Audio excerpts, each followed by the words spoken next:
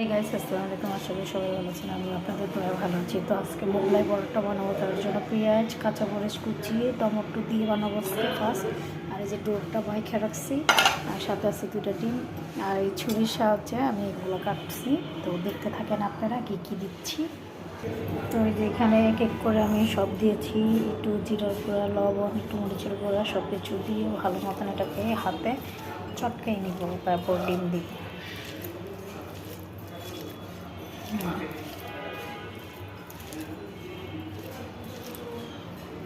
এটা ওটা ভালো মতো চটকে না হয়েছে।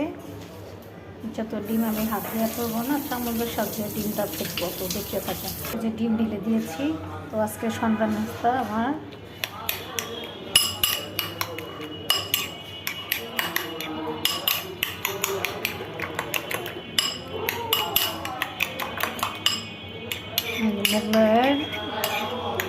মোগলাইয়ের মশলাটা তৈরি হয়ে গেছে। এখন মোগলাই বানানোর শুধু রুটিটা বানাবো, এখন দেখতে থাকেন, ভালো লাগবে আশা করি। আমি একটা মোগলাই বানাই ফেলছি, তেলে দিয়ে দিলাম।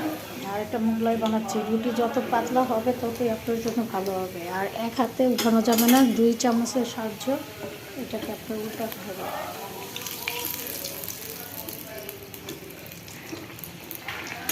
আর আস্তে এই চুলাটা কমাই দিতে হবে, কারণ এটা আস্তে আস্তে সিদ্ধ হতে হবে। ভিতরের গুলো যদি সিদ্ধ না হলে তার একটা মজা হবে না, কাঁচা কাঁচা থাকবে। আর রুটি যত বড় বেলবেন তত বড় আপনার জন্য ভালো। তো দেখতে থাকেন বাকি ভিডিওটা, বানাতে থাকি, আশা করি ভালো লাগবে। তো এখানে আমার একটা মোগলাই হয়ে গেছে। আপনার যেহেতু আমার বাসায় এটা ময়দা নাই, শুধু লাল আটা ছিল, আটা দিয়ে এটা বানাইছি। আপনারা যা আছে আটা তাই দিয়ে পারবেন। তো এই যে রুটি আমার একটা বানানো শেষ, আমি এটা দিতে থাকবো।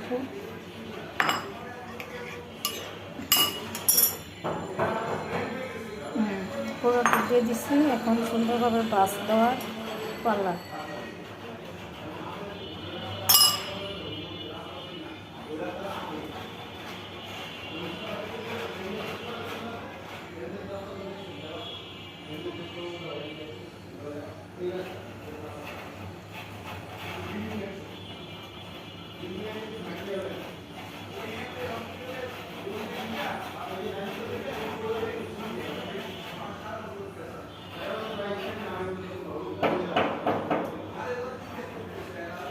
যে বানিয়ে ফেলছে, আমার এক হাত থেকে আবার মেন নাই, তাই এরকম হচ্ছে।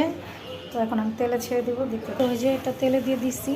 আর এই যে বাচ্চার জন্য পুরি বানিয়ে ফেলবো, কারণ এটা তো ঝাল মোগলাই, এর জন্য বাচ্চা খেতে পারবে না। তার ওইটার জন্যই বাচ্চার জন্য পুরি বানিয়ে ফেললাম 3টা, ওই দুধ দিয়েই।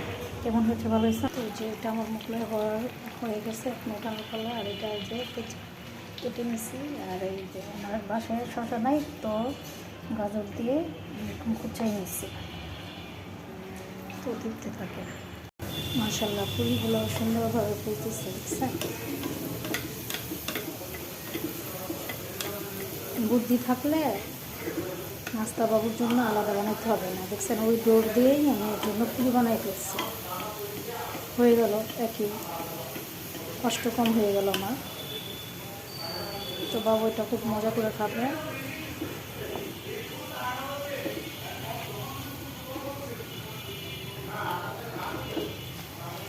তো মজাদার নাস্তা বানাই ফেললাম সন্ধ্যার সময়। তো বাকিটা দেখেন কীভাবে সাজিয়ে দিব। এখন কাটবো, কাটার পালা। আর এত সুন্দর গাজর দেখার জন্য অপেক্ষা করে, প্লেট সাজানোর অপেক্ষা করে। তো হয়ে গেল আমার মজাদার মোগলাই পরোটা, বাচ্চা পুরি, এই যে আমার জন্য। আর এই যে এত সুন্দর এই যে সাজাইলাম, কেমন হয়েছে কমেন্ট করে জানেন। আছে এই পর্যন্ত শেষ করলাম, মজাদার নাস্তা বানিয়ে ফেললাম ছোট্ট করে বাসায়। তো কেমন হয়েছে কমেন্ট করে জানেন। Bye bye, tata.